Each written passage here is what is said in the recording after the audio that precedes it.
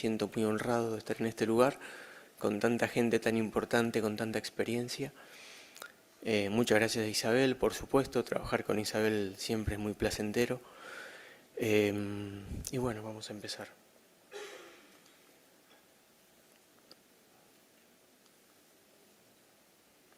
No es muy fuerte esto, yo ya lo sabía.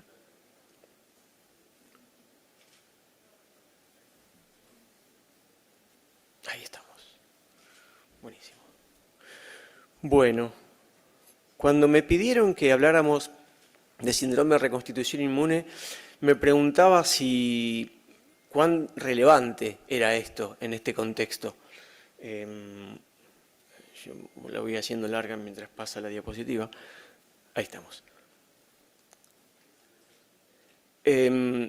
Entonces, la verdad es que tuve que pensar un poco si era relevante, si no era relevante.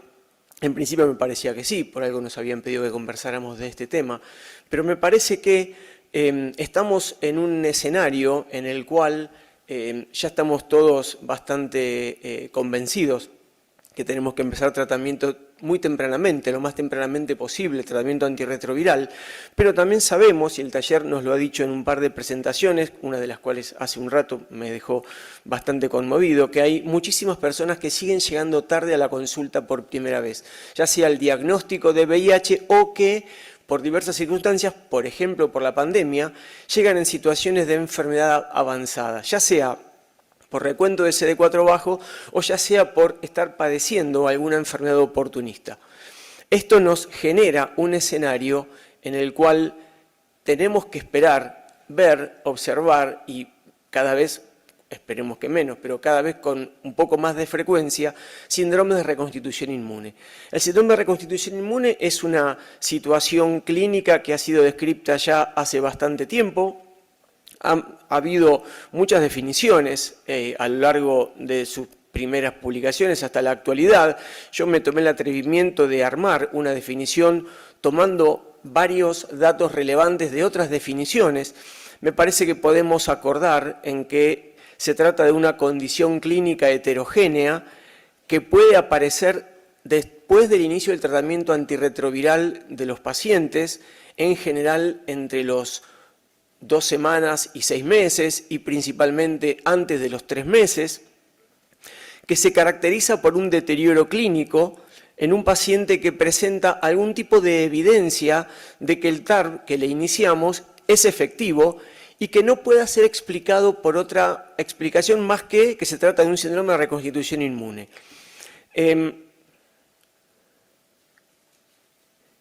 Hay algunos datos, hay algunas palabras de esta definición. ¿Cómo, perdón?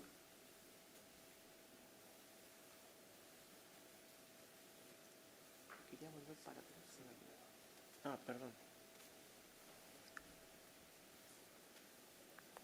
Creo que es conmigo el tema, ¿eh?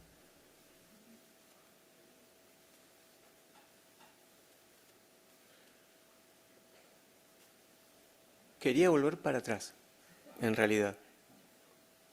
Ahí está, gracias. Quería remarcar algunos conceptos de esta definición. Creo que es una condición heterogénea porque todos hemos visto diferentes formas de presentación y hay formas mucho más graves, formas mucho más leves, pero finalmente es una condición heterogénea que puede aparecer, insisto, después del tratamiento en un tiempo que está más o menos acordado, que es de las 2 semanas hacia adelante, caracterizada por un deterioro clínico que va a obligar a que nosotros como médicos hagamos una serie de diagnósticos diferenciales y también quería dejar bastante claro que cuando se habla de evidencia de efectividad del tratamiento antirretroviral hubo algunos cambios, algunas idas y venidas entre diferentes autores y actualmente sabemos que no es necesario que los pacientes recuperen CD4, sino que solamente con la caída de la carga viral es suficiente para involucrarlo como criterio para la definición de síndrome de reconstitución inmune.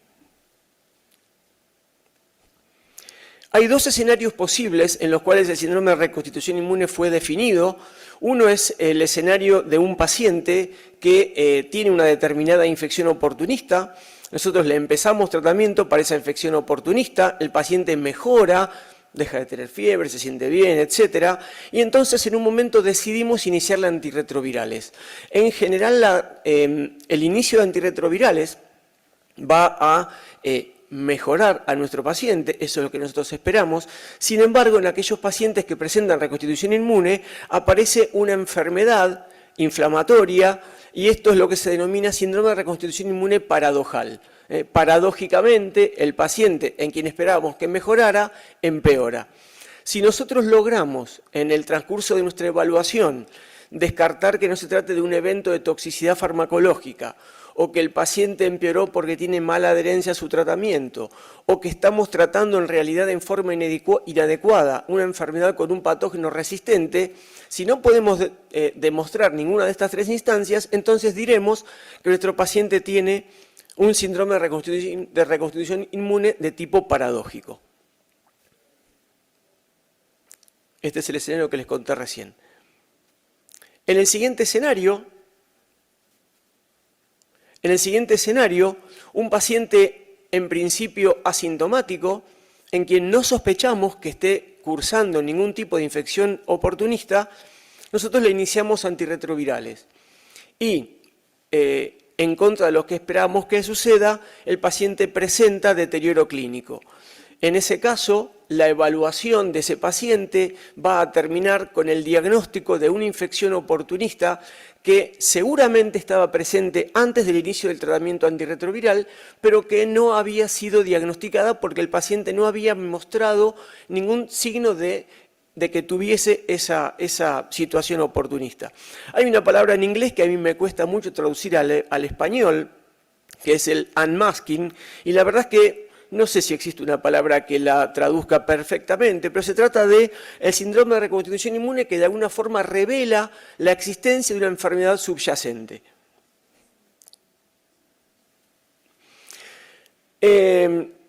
No me voy a meter mucho en la patogenia porque es muy complicada. Y la verdad es que hay muchísimas cosas que no se saben. A mí me parece que como dato central de la patogenia me gustaría remarcar que estamos en presencia de un tratamiento antirretroviral que mejora la inmunodeficiencia del paciente. En general los pacientes empiezan recuperando su inmunidad antígeno específica y por alguna razón, en algún momento, hay un desacople entre todos los fenómenos proinflamatorios de la inmunidad de este paciente y los fenómenos antiinflamatorios de la inmunidad de este paciente que resultan en lo que algunos autores llaman la tormenta de citoquinas que genera una inflamación que puede ser focalizada, que puede ser sistémica, pero que en definitiva es lo que va a definir el síndrome de reconstitución inmune. En esta patogenia hay aspectos que son vinculados al paciente, fundamentalmente el bajo recuento de CD4, los pacientes que van a presentar reconstitución inmunológica, síndrome de reconstitución inmunológica, tienen un CD4 bajo, en general por debajo de 50 células, la pobreza de la inmunidad de este paciente contra el patógeno en cuestión y en algunos casos la escasa duración o el corto plazo entre el inicio de la terapia antimicobacteriana, si fuesen micobacterias, digamos, contra la infección oportunista y el inicio de la terapia antirretroviral, son todas cosas que condicionan a la aparición del síndrome de reconstitución inmune. Por otro lado, forman parte también de la patogenia algunos aspectos vinculados a los patógenos, por ejemplo, que se trate de una enfermedad diseminada con alta carga antigénica. En ambos casos, cuando se juntan, digamos, en un mismo escenario, todo esto que les acabo de comentar y nosotros le iniciamos antirretrovirales al paciente, ingresamos en el terreno del desarrollo del síndrome de reconstitución inmune.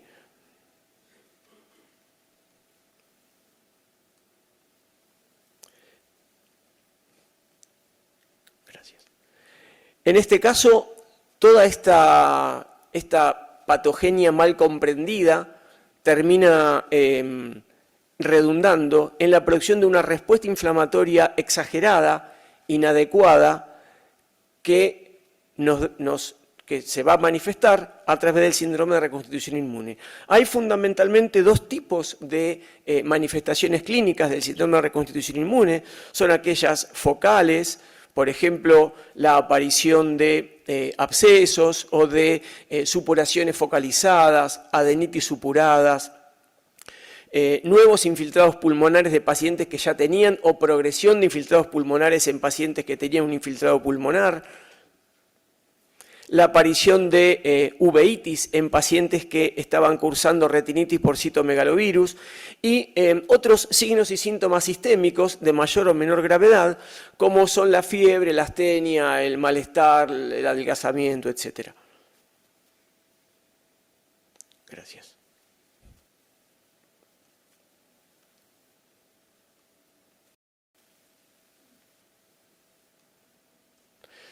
En cuanto a la incidencia de esta situación clínica, como podemos ver en esta figura, se ve cómo los casos se van aglomerando a partir de la segunda semana de inicio de antirretrovirales, se van concentrando hacia la semana 12 y a la semana 24 es aproximadamente el máximo tiempo de incidencia.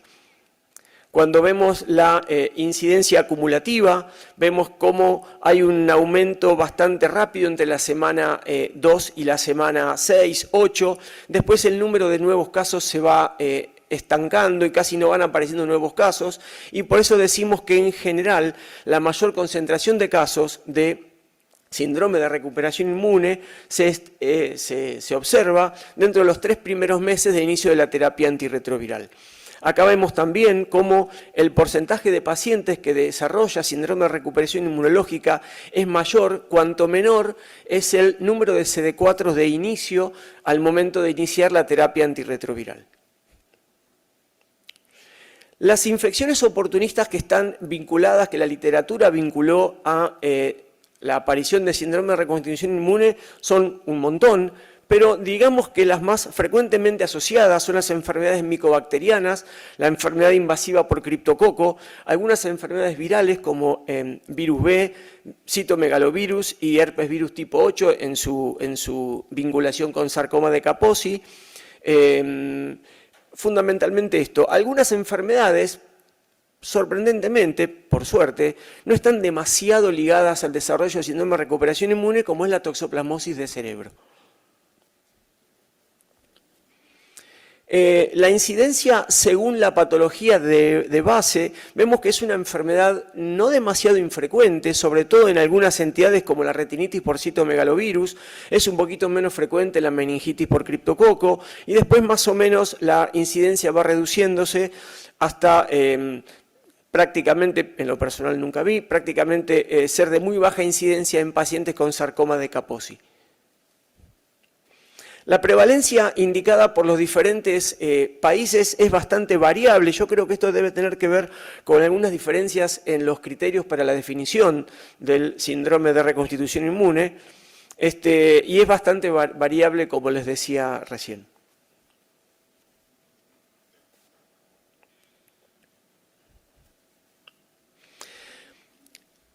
Para mí el centro de esta conversación tendría que ser lo que nosotros podemos hacer como médicos clínicos con nuestros pacientes. A mí me parece que son estas 3 cosas las que deberíamos poder hacer. Poder predecirlo lo mejor posible, poder prevenirlo en la medida que podamos y darle el tratamiento de que dispongamos, teniendo en cuenta que no hay evidencia de alta calidad en esta entidad.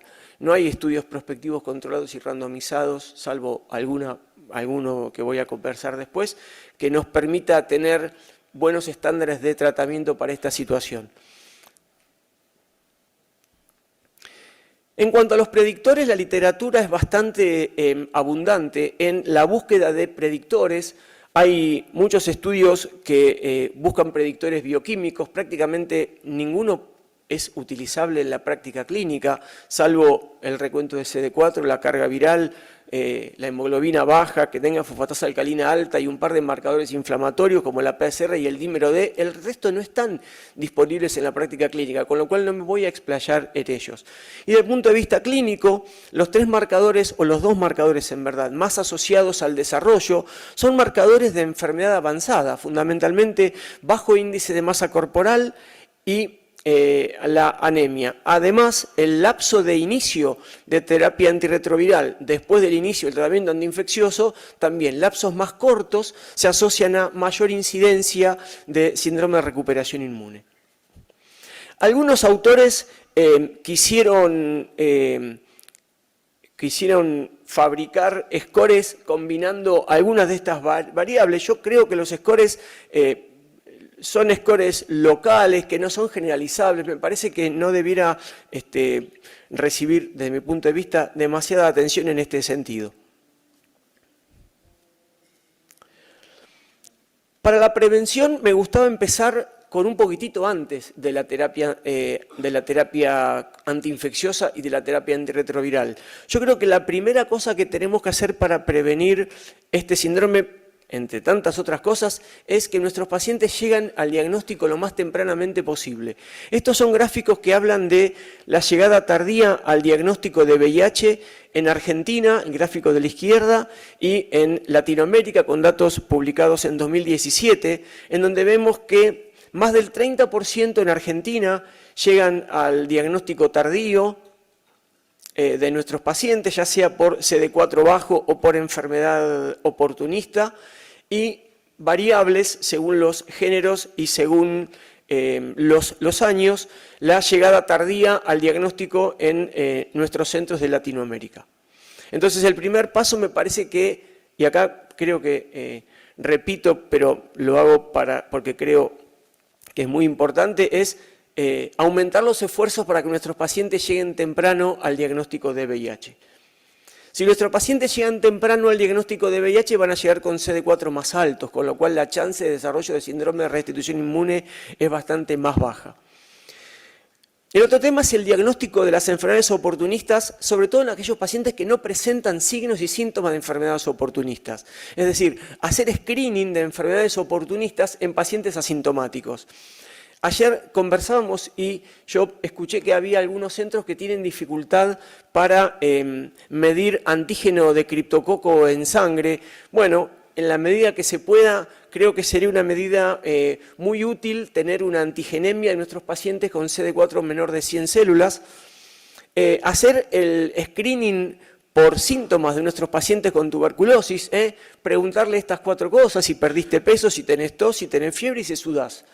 Y algunos lugares le agregan una radiografía de tórax, con lo cual aumenta muchísimo más la sensibilidad para encontrar gente sin tuberculosis.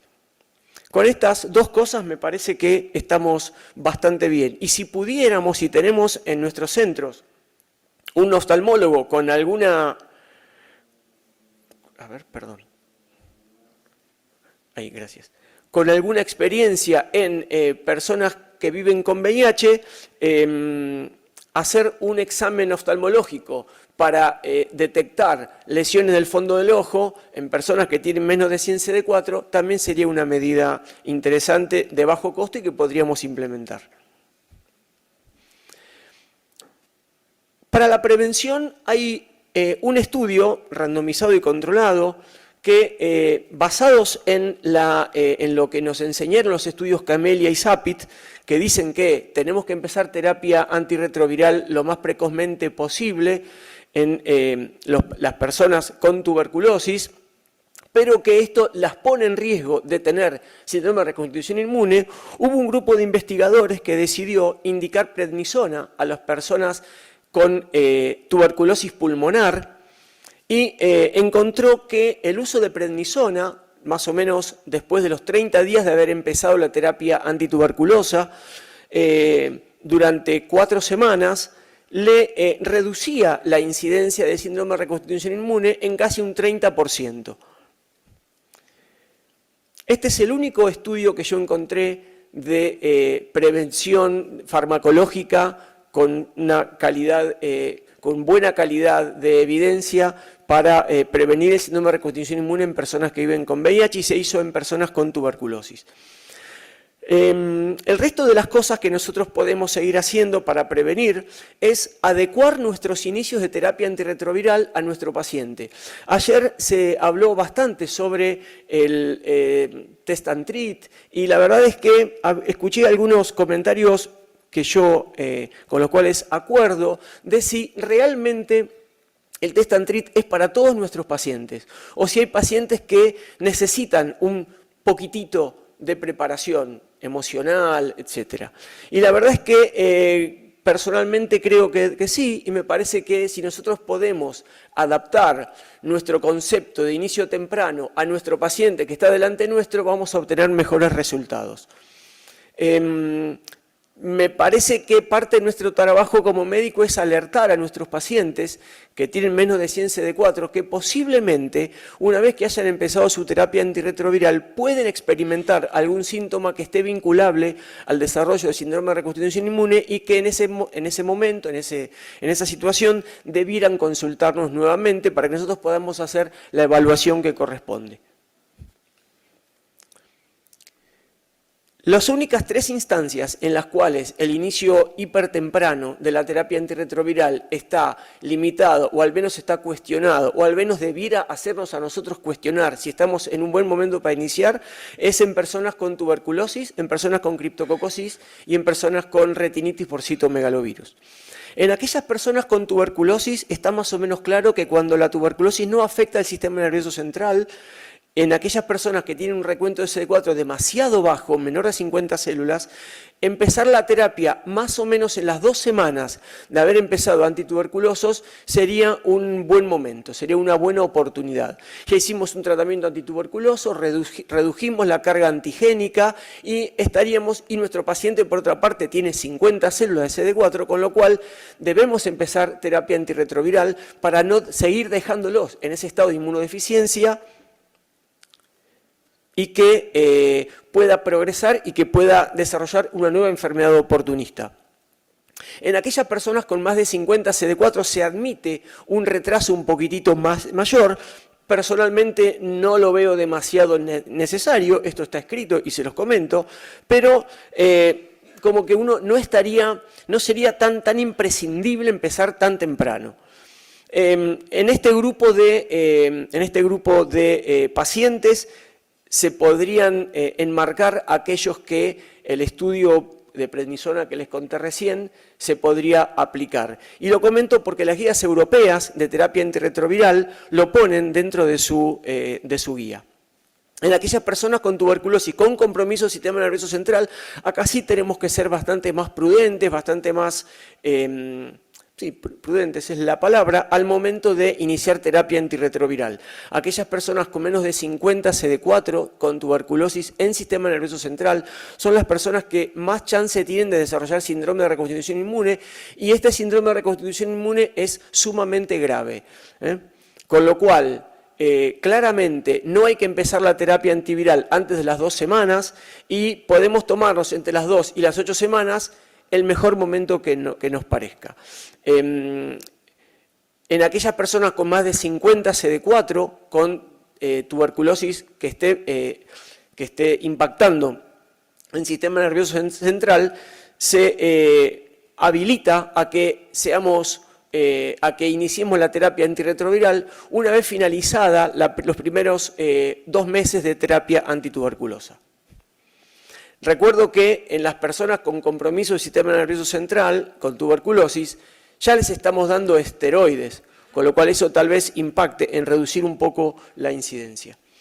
En cuanto a criptococosis, también dividí a los pacientes en aquellos que tienen compromiso del sistema nervioso central, que tienen meningitis fundamentalmente, y aquellos que no tienen compromiso del sistema nervioso central. Y en este último grupo están aquellas personas que son descubiertas con una antigenemia positiva en contexto de no tener síntomas de ninguna enfermedad oportunista. En este caso se sugiere dar terapia con fluconazol durante al menos 2 semanas y después sí con un poquito más de tranquilidad, con la idea de que redujimos la carga antigénica, que es un determinante muy importante en el desarrollo del síndrome de reconstitución inmune, iniciar nuestra terapia antirretroviral. En aquellas personas con compromiso, es decir, con meningitis por criptococo, el inicio no debiera ser antes de las 4 semanas, entre las 4 y las 6 semanas, estamos habilitados a iniciar nuestra terapia antirretroviral. En este último grupo hay algunos autores, no hay acuerdo total, yo personalmente me siento más cómodo cuando tengo un líquido cefalorraquídeo con cultivo negativo después de los 15 días de la inducción. Pero hay algunos que no lo imponen como una condición sine qua non para iniciar luego la terapia antirretroviral. Para prevención de enfermedad por restitución inmune en pacientes con citomegalovirus no hay recomendaciones muy categóricas. Entre la primera y la segunda semana, cercano a las 2 semanas, estaríamos bien para iniciar terapia antirretroviral a nuestros pacientes. Vuelvo a esta diapositiva para hablar un poquitito del impacto clínico del síndrome de reconstitución inmune en nuestros pacientes. El impacto va a depender, obviamente, de si el paciente presenta signos sistémicos muy severos o si presenta signos focales poco severos. La morbilidad, fundamentalmente, de esta entidad va a estar dada por aquellas manifestaciones que son un poco más severas. Digamos, nuestros pacientes que tienen un poco de fiebre y se sienten un poco mal, la verdad es que los acompañamos, los tratamos con antiinflamatorios, eventualmente usamos esteroides, pero no nos preocupan mucho porque sabemos que la enfermedad por reconstitución inmune es fundamentalmente o en general autolimitada y benigna. Todas estas consideraciones son para aquellos casos que son un poco más severos en términos de morbilidad y en términos de secuela que pueden dejarle a nuestros pacientes. La reducción de la agudeza visual en pacientes con retinitis por citomegalovirus, esto lo hemos visto.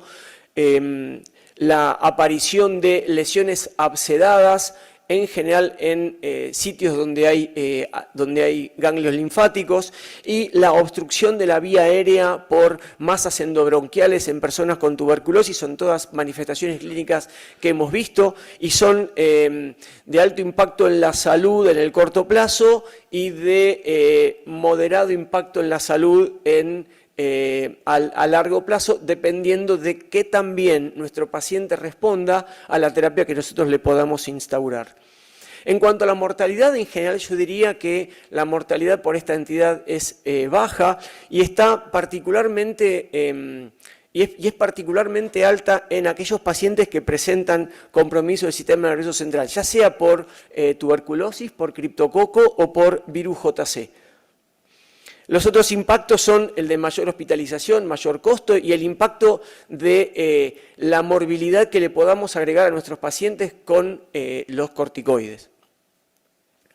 Estos son datos del estudio SAPIT, que es un estudio, bueno, ustedes ya lo conocen también, un estudio que investigó la oportunidad de inicio de antirretrovirales en personas con tuberculosis pulmonar, con un amplio rango de recuento de CD4 y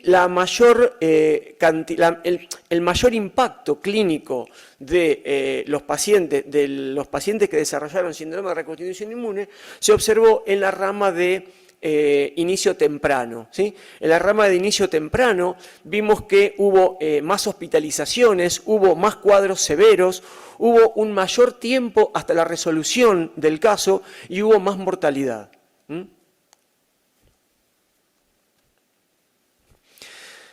En cuanto al tratamiento, la verdad es que uno se va nutriendo de las experiencias compartidas con otros colegas y de las experiencias publicadas. Como les dije al principio, no hay estudios prospectivos que nos den una alta calidad de evidencia de cómo tratar a estos pacientes. Parece haber acuerdo en no suspender el tratamiento antirretroviral, salvo en aquellos pacientes que estén evolucionando muy rápidamente y que tengan un compromiso del sistema nervioso central con progresión del cuadro clínico, con aparición de focos y con deterioro de la conciencia. Fuera de eso, pareciera no está indicado la suspensión del tratamiento antirretroviral y algo que es de perogrullo, el tratamiento con antiinflamatorios no esteroides, que eso queda bastante claro.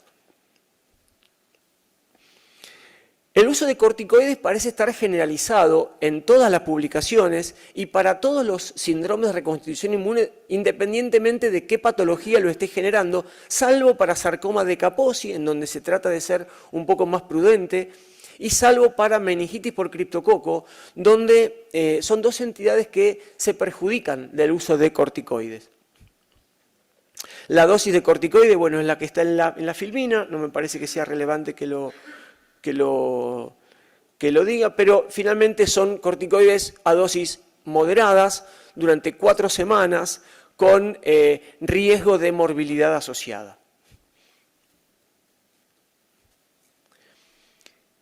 Esto que les voy a comentar ahora depende solo de la lectura, no tengo ninguna experiencia y la verdad que parte de mi expectativa de esta conversación es ver si alguno tiene alguna experiencia con el uso de drogas no corticoide en tratamientos de síndrome de reconstitución inmune en personas a quienes el tratamiento con corticoides no le mejoraba la situación clínica, ¿no? Estos son, bueno, drogas antiinflamatorias, el uso de anti-TNF como los que están descritos acá, pero se reservan para pacientes con síndrome de reconstitución inmune resistente al tratamiento con esteroides.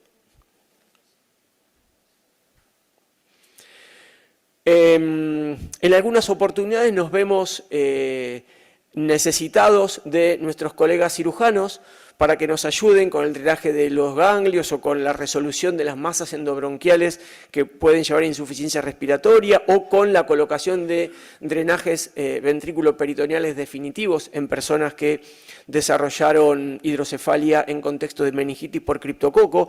Una cosa que lo voy a comentar solo para remarcarlo, siempre pedirle a nuestros cirujanos que manden material para cultivo. Los cirujanos a veces se olvidan, porque creen que no es necesario. Y nosotros nos es muy importante, y en esta instancia un cultivo negativo nos va a ayudar a ratificar que se trata de reconstitución inmune, y un cultivo positivo nos va a permitir chequear si en realidad no estamos tratando una tuberculosis resistente en un paciente que no imaginábamos que tenía tuberculosis resistente al principio. Bueno, a modo de resumen, el síndrome de reconstitución inmune es un evento generalmente benigno y autolimitado, con una frecuencia variable según la enfermedad que lo esté sosteniendo. No tenemos pruebas de diagnóstico, pruebas de certeza, ni bioquímicas ni de ningún tipo para el diagnóstico, con lo cual el diagnóstico va a ser fundamentalmente poder descartar otras cosas. Eso me parece que es muy importante. Reducir su incidencia implica tener una mirada más macro, pensar que nuestros pacientes deben llegar al diagnóstico de enfermedades oportunistas temprano, alertarlos de los signos y síntomas, tener en cuenta que nuestros pacientes deben llegar al diagnóstico de VIH más temprano y ser obedientes a las guías, pero con una mirada personalizada sobre el paciente que tenemos delante nuestro. Por último, en todo aquel paciente al cual le iniciemos antirretrovirales, porque lo requiere, porque tiene menos de 50 CD4, ser muy prudentes y ser muy cuidadosos, explicarles respecto de los signos y síntomas que pueden estar vinculados al síndrome de reconstitución inmune y ser nosotros sensibles a descubrir esos signos y síntomas para rápidamente instalar toda nuestra batería de diagnósticos diferenciales. Por último, quiero volver a agradecerles a todos y a todas haber estado acá y a los organizadores por la invitación. Muchísimas gracias.